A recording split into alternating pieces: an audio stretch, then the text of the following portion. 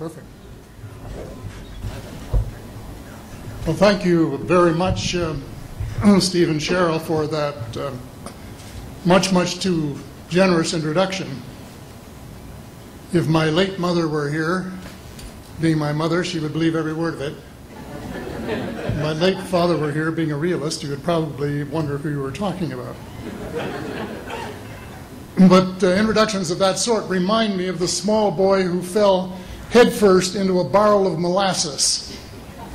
And when they pulled him out, he licked some of the molasses from his face and said, "Lord, make my tongue adequate to this occasion." Well, actually, this is not my night for humor, and I'm not a match for either Stephen or George. So I'm not even going to try to be funny. Except my first line, and that's after this wonderful banquet, I think that I have exceeded the feed limit. Bad humor, you better believe it. I wish that I were in a mood for good humor, but I'm not. We are hell-bent in the direction of destroying our planet, and frankly, we appear to be doing very little about it. Decades ago, visitors from other planets warned us about where we were headed and offered to help. But instead, we, or at least some of us, interpreted their visits as a threat and decided to shoot first and ask questions after. The inevitable result was that some of our planes were lost, but how many were due to retaliation and how many were as a result of our own stupidity is a moot point. Wilbert Smith, one of the first Canadians to take an active interest in the subject of UFOs, asked the visitors about the accidental destruction of our aircraft by flying into the vicinity of a flying saucer. The response, and this is Wilbur's words, "We were informed that although a few of our aircraft had come to an unfortunate end by what they considered the colossal stupidity of our pilots, they were now taking corrective measures to avoid our aircraft." I asked them, and this is still Smith, I asked them what happened, and they said, well, the fields around the saucers, in order to hold them up, in order to produce the gravity differential, the time field differentials which were necessary to operate the ship. These sometimes produced field combinations which reduced the strength of materials to the point where they were no longer strong enough to carry the loads that the materials were expected to carry. Now, as we know, aircraft, particularly the military type, are built with a rather small factor of safety. And in these regions of reduced binding, the materials are no longer strong enough to carry the load, and the craft simply comes apart. When I read that, I was reminded of the late, great soprano Lily Pons, who used to smash crystal goblets with her high C.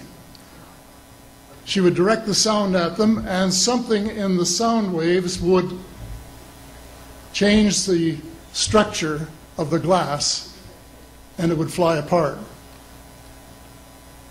Well, this didn't satisfy our military chiefs, who must have thought that it was more important to secure American nuclear superiority, even though using it would result in the annihilation of us all, than to take the hint and start moving the planet back from the brink of global disaster.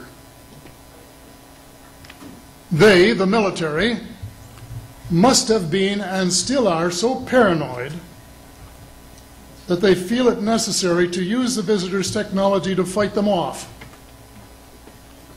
rather than welcome them as partners in development, though they may have seconded a few renegades to assist them in what can best be viewed as diabolical developments. Stephen has said that talking about UFOs is passé, and that we should be talking or limiting our talk to exopolitics. Well, Stephen, I agree with you in theory, but in reality we have a problem when official U.S. policy insists that UFOs don't exist. The veil of secrecy must be lifted, and it has to be lifted now, before it is too late. It is ironic that the U.S. would begin a devastating war, allegedly in search of weapons of mass destruction, when the most worrisome developments in this field are occurring in your own backyard. It is ironic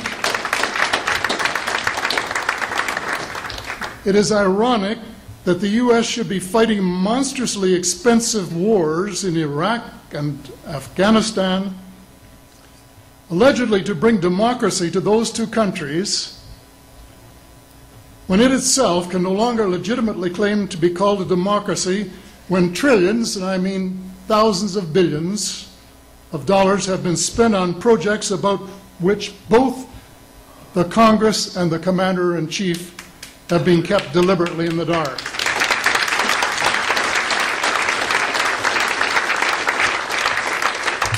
How much has been accomplished in 60 years of feverish activity by some of the most educated minds in the United States? Has America developed flying saucers that are visually indistinguishable from the visitors, as alleged? And if so, what do they propose to do with them? Even more critical, what progress has been made in the development of clean energy sources that could conceivably replace fossil fuels and save the planet from becoming a veritable wasteland? Well, who has the answers? Someone does, but apparently they aren't telling either secretaries of defense or presidents because they don't have, quote, a need to know. In a story told by Dr. Stephen Greer, President Clinton was asked a question by White House reporter Sarah McClendon about why he didn't do something about disclosure. And Clinton replied, "Sarah, there's a government inside the government, and I don't control it."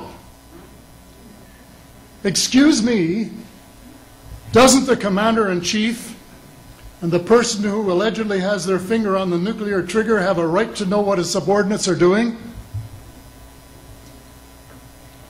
The people of the United States who have paid the bills have the right to know. The people of the world demand to know because it is our descendants too whose lives are in mortal danger. It is time for the people of the United States to launch a new war against the evil of lies, deceit, and darkness, and go all out to win the victory of truth and transparency and light. Thank you.